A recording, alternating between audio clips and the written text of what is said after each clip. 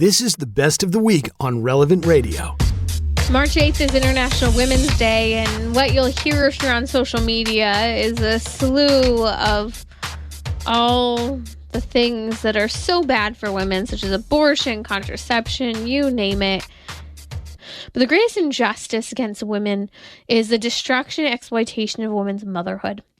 We see this in abortion, contraception, IVF, surrogacy, and this is a spicy one, daycare. Don't shoot in the messenger. The research is there, and growingly people are seeing this, but also it's what every woman knows and struggles with.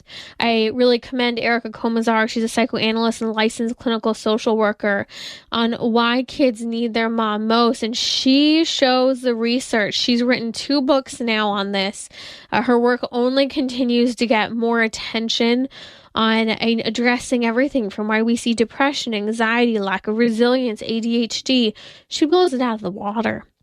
And she shows all the research, and she said this is what all of her colleagues in the sociological and psychological world know, but don't often talk about because it's not popular. I'm here to say it because we need to know, and it's core and central to our Catholic identity. But on the flip side, what has brought about the greatest growth and happiness for women? Well, I think social media trends say a lot. The readoption of hobbies that were formerly domestic responsibilities, as many people have pointed out, knitting, pottery, art, things that adorn the home, adorn the body, cooking, decorating. There's been additionally this social media romanticization of the return to homesteading and family life. You look at how beloved accounts such as ballerina farms are today. And while, yes, there's been some flack received from various controversies there, there's this great love in idealization along with an idolization of that homesteading, that self-sufficiency, building, making your own things, cooking your own food, and being home with your kids. I'll never forget when I was teaching Pilates, certified Pilates trainer. I did a lot of group classes, but mostly one-on-one privates, working with injuries, working with athletes, just in strength training. And I'll never forget one client in particular who I'd see a few days a week, and her daughter was in a real bad place. Corporate job, depressed, anxious, thought that she was living up to everything she was told would make her happy as a high school, college student, graduate student. And ultimately, I ended up being a little bit part of her journey as the mom would send the daughter over to classes for me, private sessions. And at one point during her recovery from everything she was struggling with, she started dating a guy. And suddenly she was in domestic bliss. Woman close to 30. And she didn't do things in the right order, but I'll never forget. She hadn't been coming to me for lessons anymore. She was in a better place.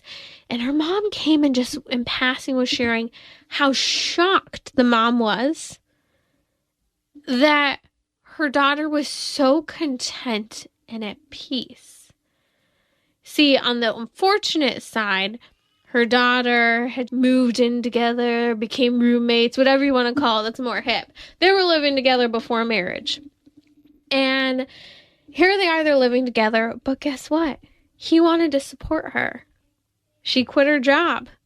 She was doing the cooking, the cleaning, the keeping the home, and she was so happy. Now, you and I know that if the commitment wasn't made, that there was going to be a lot of damage, and already probably was there, to her value due to just the way sexuality is used in this way. And yeah, she, in a certain respect, she was being used. The boyfriend was getting all the benefits without the commitment. Now, what struck me, though, is that the mom was so shocked. She had no problem with her daughter living with a man outside of marriage, but she was shocked how happy her daughter was because she was cooking, cleaning, and keeping a home. She was finding this happiness and caring and nourishing another human being, but she just wasn't doing it in the right order. She was missing the commitment. She was missing the safety of marriage, and she was going to have a lot of wounds along the way. But there was a level of joy that she was experiencing in caring for another person that stood out so profoundly to her mom, that her mom, who is someone who had always, worked and been in the corporate space, just couldn't understand. And I think a lot of parents struggle with this because you put the money into the education, you work to get the degree and then the graduate degree. And then the question is, well, how could you give that all up to just have kids or just be home, is a language you hear. Even the best of us who know better still make comments along those lines. You have gifts that you can't not give to the world, but what about kids who need them more? Forming the souls and human beings of the next generation. I see it with the women who are on college campuses. You know who the happiest women on college campuses are? Who save sex for marriage and protect their motherhood. Who have a sense of self-value. I can't tell you how often. I've worked with a lot of high school students over the last 15 years. And when I bump into them, when I see them later and I hear their testimony, how much happier they are than their roommates, than their peers, how they're thriving. They're coming out or trying to come out unscathed. They have joy. They're protecting their motherhood. They're valuing their motherhood. They're valuing their bodies and their self-value when they save intimacy for marriage. There are countless studies that also indicate that moms who choose to stay home with their children report higher levels of life satisfaction and rarely express regret about their decision. Institute for Family Studies shows that stay-at-home moms experience this and are happier. They also aggregate research, and it's in a lot of the studies. It's funny to me because there will be all these secular studies that point to how women are lonely who stay at home, how women are this and that. And it's true. Women who are at home can feel isolated. Women who are at home can have a different type of stress. They actually say that women who are home with their kids have a higher level of stress than women who go to their job, because you're meeting these needs of these people all day long. And I get it. I have 2 toddlers and my 3rd on the way, and the needs and demands are perpetual. I'm begging my husband to install, I just bought a coat rack to go on the downstairs door by the front door and on the back of the kids' door, just so that the little bit of help of them hanging their coat up and not needing me to get it off the higher shelf. Like, those needs are so constant. And while it's physical needs more intense at a younger age, it's emotional needs that are more intense at an older age. Women, the studies point to that moms, even these secular studies that try to spin it and say, well, women who are home have a higher level of isolation, or women who are at home have a lot higher level of stress than women who work. They leave out what's in those same exact studies, that those same women have a higher sense of life satisfaction and rarely express regret about their decision. It's just that they're in the thick of it and it's hard. The research shows that women who stay home with their children report a greater sense of fulfillment, stronger family bonds and relationships, and less of what every working mom knows of that work-family conflict, less guilt and regret on missing out on all those things and needs that they could have met.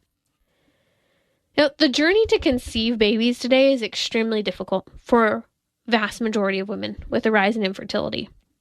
The reality of motherhood is no walk in the park. From the sleeplessness, the emotions, the waywardness, all that comes with it. But God doesn't promise us a life of ease or comfort. He says that He wants us to have life and life in abundance. You see, the Catholic Christian life is to face trial and to thrive even in the face of it. It's to overcome temptation. I was reading St. Anthony of the Desert. I'm reading some of the Desert Fathers right now during Lent. And something that St. Anthony of the Desert said, he's also known as St. Anthony the Great, is along the lines of there's no heaven without temptation, without us overcoming and navigating temptation.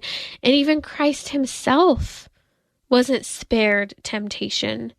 It's just that he thrived and he chose good in the midst of it, even while suffering through it. I mean, look at the Garden of Gethsemane. No human person has suffered more than Jesus Christ himself. Look at his suffering. Really read, especially this Lent, what he suffered. You see, We are called to face trial and overcome temptation. This is a Catholic Christian life. And we choose joy by embracing our God-given identity, that indeed, that identity includes a blueprint for our happiness. And for women, it is directly tied to our potency for children. Not all women will have children. Some can't. Some lose children along the way. Some choose celibacy of religious life, becoming a nun or a sister. But motherhood is still always at the heart of who and how we know ourselves, of who we are, how we know others and love them, regardless of carrying children of our own. It's even seen in the professions that many women choose and thrive in.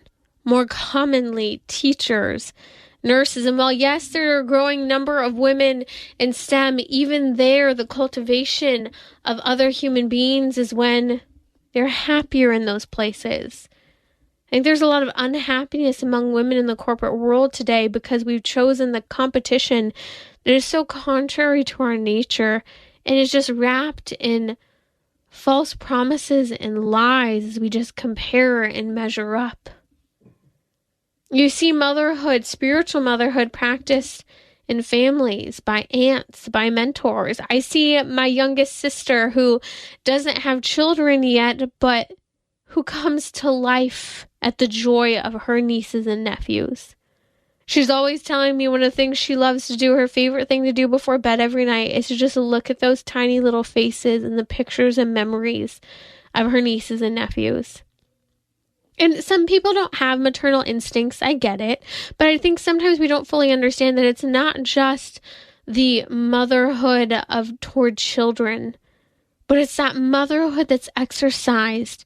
As St. Edith Stein spoke of, she said, a woman's soul is fashioned as a place in which other souls may unfold. It's a very powerful statement. She says the primary place of women in the workplace is to help prevent the atrophy of others. That women naturally seek to embrace what is living, what is whole. That this nourishment is fundamental to who we are as women. I think there's a lot of food for thought as conversations stir surrounding women's rights, International Women's Day, then a lot of truth that needs to be told, that needs to be lived. Choices and adjustments that need to be made within homes and lifestyles. Different choices that prepare you for a trajectory that allows you to raise your children. For detaching and having a lower cost of living in order to do that, to be present, to be simple. But this all goes back to our Catholic Christian faith. That God calls us to simplicity. God calls us to sacrifice. God calls us in marriage to motherhood and fatherhood. God calls us to charity, prudence, temperance, justice, all of these many and various virtues that are what make and enable us to be who God created us to be. This entire episode of Trending with Timmerie is on the Relevant Radio app. The Relevant Radio app is completely free and updated daily with fresh articles, podcasts, and prayers. Don't delay, download the app today, and thanks for listening.